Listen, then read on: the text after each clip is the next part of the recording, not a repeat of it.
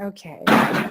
So things that come to mind when I think about Jim is a incredibly high energy person that will just zoomify you, which just means energize you in whatever respect. He's an amazing storyteller.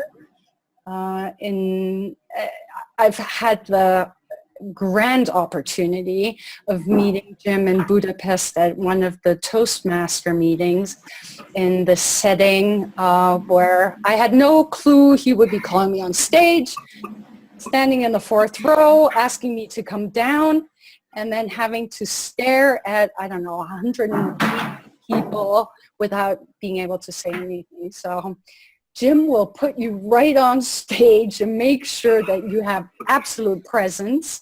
You get to experience it. You go through hell without saying anything, looking into people's eyes, and you come back transformed because you don't die on stage. And it's been a miraculous experiment which he put me through.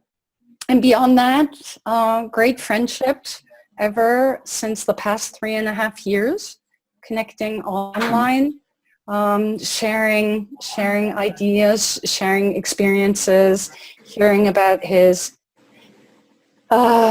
work around his stage work, but also his energy work. And it never gets boring. It's always interesting. It's always fascinating. And meeting a similar soul who just wants to leave this place a better place, yeah, makes me very connected to Jim.